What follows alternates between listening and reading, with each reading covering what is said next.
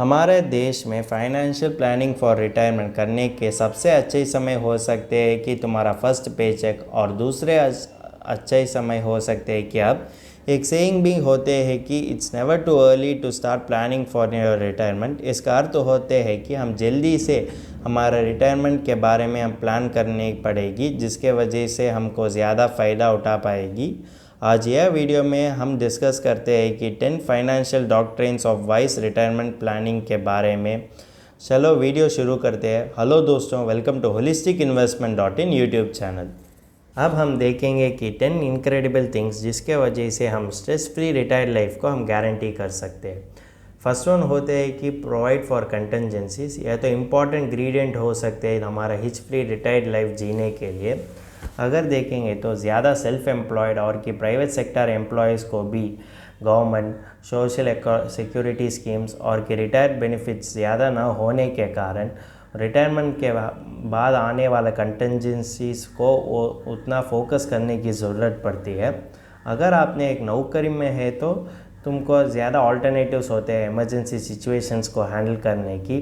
हो सकते हैं कि तुम्हारा सैलरी तुम एडवांस से ले सकते हैं और कलीग से तुम बोरो कर सकते हैं और पर्सनल लोन के लिए भी तुम अप्लाई कर सकते हैं। लेकिन क्या होते तुम्हारा नौकरी तुम छोड़ दिया और कि रिटायर होने के बाद तुमको सेल्फ रिलिएंट बनने की ज़रूरत पड़ती है, जिसके वजह से तुम भी तुम्हारे इमरजेंसी सिचुएशंस को हैंडल करने पड़ती है। इसीलिए हम यह एडवाइस देते हैं कि हमारा इन्वेस्टर्स के लिए 6 महीने का खर्च और उसके साथ जोड़ते हुए मेडिकल खर्च को भी हम इमरजेंसी फंड्स के लिए तैयार रखने की ज़रूरत पड़ती है, जिसके वजह से हम इमरजेंसी सिचुएशंस को हैंडल कर सकेंगे। सेकेंड वन होते हैं कि small change in perception a giant leap in your retirement planning. अगर आप ऐसा सोचना चाहिए कि तुम ज़्यादा वर्ष के लिए लिव करते हैं। अगर देखेंगे तो आज मेडिकल एडवांसमेंट और बेटर लाइफस्टाइल होने के कारण हर साल लॉन्गिटिविटी ऑफ इंडिविजुअल्स तो बढ़ते हैं। अगर देखेंगे तो तुम्हारा लाइफस्टाइल और की हेल्थ पर निर्भर होते हुए तुम भी 85 to 90 ईयर्स तक लिव करते हैं। यह इंक्रीज लॉन्गिटिविटी हमारा रिटायरमेंट लाइफ को मिनिमम 25 ईयर्स जीने पड़ती है अप्रॉक्सीमेटली। इसीलिए हम इसको प्लान करने की ज़रूरत पड़ती है, क्योंकि हम बूढ़ा एज में हमारा लाइफस्टाइल ख़राब ना हो जाए। लेकिन हम किसी तरीके से इसको प्लान कर सकेंगे और इस पर ज़्यादा जानकारी होने के लिए एक क्विक फार्मूला तुमको मदद कर सकते हैं। मेडिकल एडवांसमेंट और उसके साथ जोड़ते हुए बेटर लाइफस्टाइल हमको इंक्रीज लॉन्गिटिविटी देते हैं। इंक्रीज लॉन्गिटिविटी होते हैं कि इंक्रीज रिटायर्ड लाइफ, और इंक्रीज रिटायर्ड लाइफ को हैंडल करने के लिए हमारे पास होना चाहिए higher retirement corpus. Third one होते हैं कि proactive retirement planning strategy you will never regret. अगर देखेंगे तो आप भी अर्ली रिटायरमेंट के लिए प्लान करने की ज़रूरत पड़ती है। आप सोचते हैं तो मैं क्यों अर्ली रिटायरमेंट करना पड़ेगी। अगर देखेंगे तो आप चाहते हैं और कि ना चाहते हुए भी यह कारण वजह से तुम अर्ली रिटायरमेंट करने की ज़रूरत पड़ती है।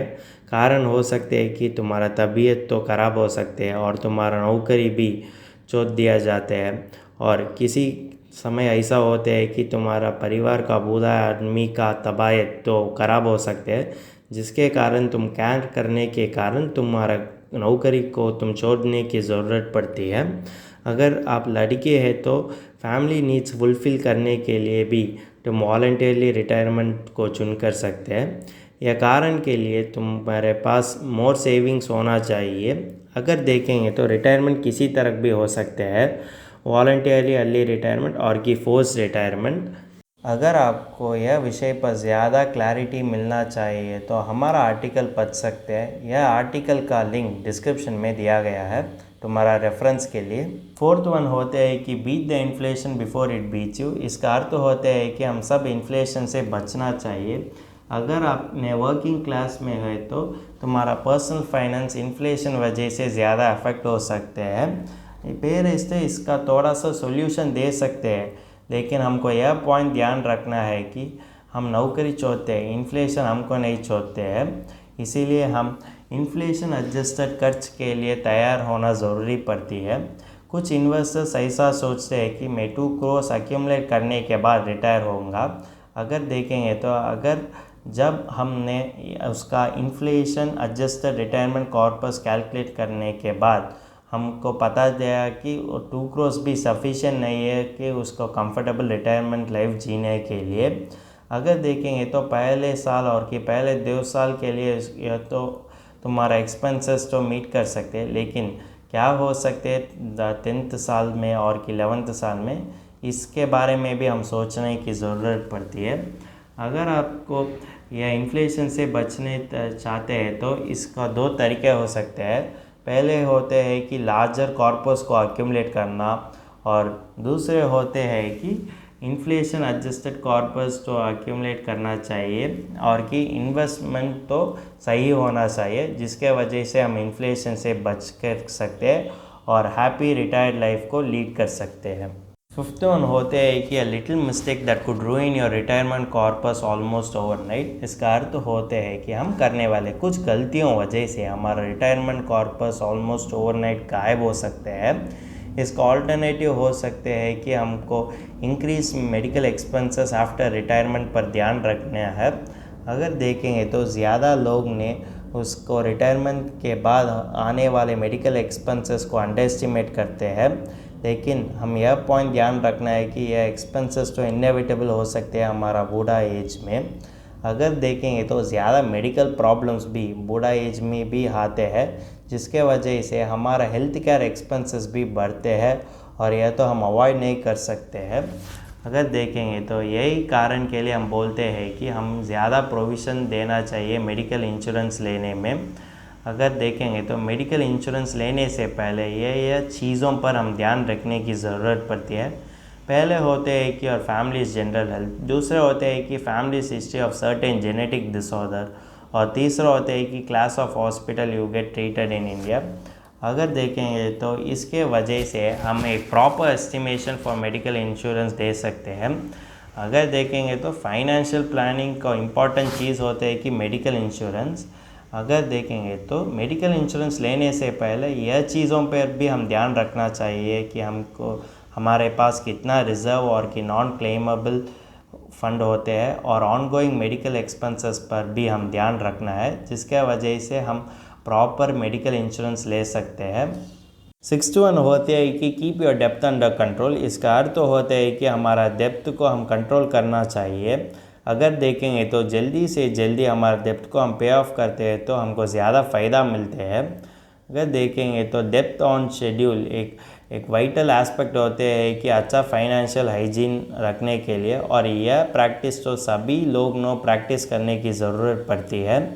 अगर आपके पास एडिशनल लोन है तो तुम्हारा सेविंग्स डिप्लीशन होने की मौका ज़्यादा हो सकते हैं, और रिटायरमेंट के लिए तुम करने वाले वेल्थ एक्यूमुलेशन के लिए भी यह तो ऑब्स्टेकल बन जाते हैं। अगर देखेंगे तो अगर आपके पास अनपेड ड्यूज है तो जिसका हाई इंटरेस्ट रेट है, तो तुम्हारा सेविंग्स तो ज़्यादा वही खाते हैं। अगर आपने लॉन्ग टाइम तक उसको पे नहीं करते हैं तो अगर देखेंगे तो रिटायरमेंट का समय तुम कोई अदर रिस्पॉन्सिबिलिटी लेना चाहिए, स्पेशली पेइंग योर डेब्ट्स तो तुम नहीं लेना चाहिए। अगर देखेंगे तो एज अ रिजल्ट हम यह ध्यान रखना है कि हमारा डेब्ट्स को हम जल्दी से ख़त्म करना है बिफोर अनमैनेजेबल हो सकते हैं। 7th वन होते हैं कि maintain a well balanced asset allocation. इसका अर्थ होता है कि हम बैलेंस्ड एसेट एलोकेशन रखना है। अगर देखेंगे तो एसेट एलोकेशन एक क्रिटिकल कंपोनेंट हो सकते हैं रिटायरमेंट प्लानिंग के बारे में सोचते हैं तो। एसेट एलोकेशन एक प्रोसेस होता है जिसके वजह से तुम अलग अलग इन्वेस्टमेंट व्हीकल्स में इन्वेस्ट कर सकते हैं सफिशिएंट कॉर्पस बिल्ड करने में रिटायरमेंट के लिए। अगर देखेंगे तो तुम्हारा हाथ में तुम्हारे के लिए पैसा है तो तुम किसी भी इन्वेस्टमेंट में डाल सकते हैं। तुमको ज़्यादा वैरायटी ऑफ ऑप्शंस होते हैं। तुम गोल्ड में इन्वेस्ट कर सकते हैं, फिक्स डिपॉजिट्स में इन्वेस्ट कर सकते हैं, रियल एस्टेट में इन्वेस्ट कर सकते हैं, म्यूचुअल फंड में इन्वेस्ट कर सकते हैं, और कि स्टॉक मार्केट। अगर आपने रिटायरमेंट तक पहुंच गया तो तुम्हारा इन्वेस्टमेंट तो लो रिस्क इन्वेस्टमेंट की तरफ होना चाहिए, क्योंकि तुमको लिए एक फिक्स्ड और कि रेगुलर इनकम के बारे में सोचने की ज़रूरत पड़ती है, जिसके कारण तुम इक्विटी फंड से बॉन्ड फंड्स तक बदलने की ज़रूरत पड़ती है, जिस वजह से तुमको रेगुलर इनकम, इंक्रीज लिक्विडिटी और कि कम रिस्क हो सकते हैं। अगर देखेंगे तो तुम पर्टिकुलर एसेट क्लासेस में तुम लिमिट नहीं करना है, क्योंकि अगर आपने अलग अलग असेट क्लासेस में इन्वेस्ट करते हैं तो तुम्हारा सेफ्टी तो इंक्रीज़ हो जाते हैं और तुमको ज़्यादा डाइवर्सिफिकेशन भी मिलते हैं। एथ वन हो सकते हैं कि the critical deciding factor provide for your spouse and dependence who may outlive you. इसका अर्थ होते हैं कि तुम्हारा स्पाउस और डिपेंडेंस के लिए जीने वाले लाइफ के भी बारे में भी तुम सोचने की ज़रूरत पड़ती है। होते हैं कि तुम्हारे डिपेंडेंस यंगर हो सकते हैं और हेल्थियर भी हो सकते हैं, जिसके कारण वो तो ज़्यादा लाइफ लीड करते हैं। अगर देखेंगे तो तुम्हारे डिपेंडेंस के लिए तुम फाइनेंशियल सिक्योरिटी करना तुम्हारा रिस्पॉन्सिबिलिटी हो सकते हैं और तुम्हारा फाइनेंशियल प्लानिंग फॉर रिटायरमेंट के एक चीज़ भी हो सकते हैं। अगर देखें तो तुम्हारा स्पाउस और डिपेंडेंस तो safe and secure financial life after life time जीने के लिए तुम इंश्योरेंस पॉलिसी लेने की ज़रूरत पड़ती है वर्किंग लाइफ में। अगर देखेंगे तो एक प्रॉपर रिटायरमेंट प्लान तो तुम्हारा डिपेंडेंस और कि स्पाउस को फाइनेंशियली मदद कर सकेंगे। अब यह चीज़ों पर भी ध्यान रखना है कि तुम एस्टिमेट करना है कि तुम्हारा डिपेंडेंस तो कितना साल रह सकते हैं तुम लाइफ टाइम होने के बाद, और उसी तरह तुम प्रिविशन करना चाहिए और उसी तरह तुम्हारा फाइनेंशियल नीड्स उसका फाइनेंशियल नीड्स सपोर्ट करने के लिए तुम प्लान करने की ज़रूरत पड़ती है। 9th वन हो सकते हैं कि realize your need to be vigilant about sources of retirement income. अगर देखेंगे तो ये तो ज़्यादा लोग ने इग्नोरेंट होते हैं कि बेनिफिट्स ऑफ रिटायरमेंट होते हैं कि प्रोविडेंट फंड, ग्रेजुइटी फंड और कि अदर बेनिफिट्स। हमारा देश में सोशल सिक्योरिटी स्कीम्स रिटायरमेंट के बाद होने वाले बहुत ही कम होते हैं, इसीलिए हमको ज़्यादा इन्वेस्ट करना पड़ेगी और कि गुड इनकम जनरेटिंग सोर्सेस में इन्वेस्ट करना पड़ेगी हमको रिटायरमेंट इनकम चाहिए। तो अगर देखें तो हम एक चेकलिस्ट बनना है कि कितना एक्सपेक्टेड इनकम हो सकते हैं different sources of income retirement होने के बाद, और यह तो पीरियडिकली हमारा इनकम को हम चेक करने की ज़रूरत पड़ती है। हो सकते हैं कि मंथली, क्वार्टरली और कि एनुअली, क्यूमुलेटिव। अगर देखें तो हम टैक्स इम्प्लीकेशंस को भी समझना चाहिए पोस्ट रिटायरमेंट इनकम स्ट्रीम्स में। 10th वन हो सकते हैं कि educate your self about retirement savings plan management. इसका अर्थ होता है कि तुम्हारा रिटायरमेंट सेविंग्स के बारे में तुम जानकारी होना ज़रूरी पड़ती है। अगर देखेंगे तो ज़्यादा इन्वेस्टर्स ने pension schemes in the form of ULIP में ज़्यादा रिलाई करते हैं, जो वेरियस पब्लिक और की प्राइवेट इंश्योरेंस कंपनीज ऑफ़र करते हैं। लेकिन एक स्मार्ट इन्वेस्टर्स की तरह सोचते हैं तो तुमको यह समझना चाहिए कि यह पेंशन पॉलिसीज़ में ज़्यादा हिडन चार्जेस होते हैं, जिसके वजह से तुम्हारा रेट ऑफ रिटर्न कम हो सकते हैं और यह तो हेविली फ्रंट लोडेड हो सकते हैं। और जनरली देखेंगे तो इसमें सरेंडरिंग चार्जेस भी होते हैं और रिस्ट्रिक्ट भी होते हैं कि ट्रांसफ़र ऑफ इन्वेस्टमेंट अच्छा परफॉर्मिंग स्कीम्स में इन्वेस्ट करने की। अगर आपने एक non performance scheme of ULIP में इन्वेस्ट किया तो, लेकिन इसका सोल्यूशन नहीं है कि रेडीमेड इन्वेस्टमेंट और कि रिटायरमेंट प्लान चुनना। इसके बावजूद तुम भी एक अच्छा तरीके के से एक तुमका आइडियल रिटायरमेंट प्लान कर सकते हैं। अगर आपको इसमें थोड़ा सा मुश्किल पड़ते हैं तो हमारा आर्टिकल पढ़ सकते हैं और कि हमारा यूट्यूब वीडियो भी तुम देख कर सकेंगे तो तुमको ज़्यादा क्लैरिटी मिलती है कि किसी तरीके से हम रिटायरमेंट प्लान को करना है। अगर देखेंगे तो इस वीडियो का लिंक और कि आर्टिकल का लिंक डिस्क्रिप्शन में दिया गया है तुम्हारा रेफरेंस के लिए। बात करते हैं कि bonus tips for a stress free retirement life के बारे में। बोनस टिप 1 होते हैं कि तुम्हारा लाइफ जीने के लिए तुम इनकम को प्लान करने की ज़रूरत पड़ती है। अगर देखेंगे तो तुम्हारा रिटायरमेंट प्लान्स और कि फाइनेंशियल प्लान्स ऐसा होना चाहिए कि तुम्हारा लाइफ टाइम तक तुमको सेटिस्फाई करना चाहिए। अगर देखेंगे तो पेंशन और कि एन्युइटीज़ तो एक बेस्ट इनकम नीड्स हो सकते हैं और यह तो सेफ गार्ड भी कर सकते हैं। अगर देखेंगे तो लार्ज सम्स ऑफ विड्रॉ कर रहे हैं तो ये तो फाइनेंशियल इनसफिशिएंसी हमको लेटर स्टेजेस में दे सकते हैं और कि लेटर ईयर्स ऑफ लाइफ में भी तो इस सिचुएशन आ सकते हैं। अगर हम देखेंगे तो हम यह चीज़ों हम मेक श्योर करना है कि तुम्हारा रिटायरमेंट कॉर्पस तुमसे भी आउटलिव करना की ज़रूरत पड़ती है। दूसरे बोनस टिप होते हैं कि take professional investment advice that works. अगर देखेंगे तो ज़्यादा लोग ऐसा सोचते हैं कि फाइनेंशियल और कि प्रोफेशनल फाइनेंशियल एडवाइसर से एडवाइस लेते ही हमको मदद कर सकें। ऐसा कुछ नहीं है, हमारा परिवार, दोस्त और की कॉलीग से भी हम मदद ले कर सकते हैं, जिसके वजह से हमको आइडियाज़ मिलते हैं हमारा इन्वेस्टमेंट के बारे में सोचते हैं। तो अगर देखेंगे तो किसी भी बेस्ट ऑफ इंटरेस्ट और प्रोफेशनल फाइनेंशियल एडवाइज़र की तरह नहीं है। अगर आपको इसमें संदेह है तो ये हमारे पास आर्टिकल्स और वीडियोस है तुमको एक्सेस करने के लिए, और इसका लिंक तो डिस्क्रिप्शन में दिया गया है तुम्हारा रेफरेंस के लिए।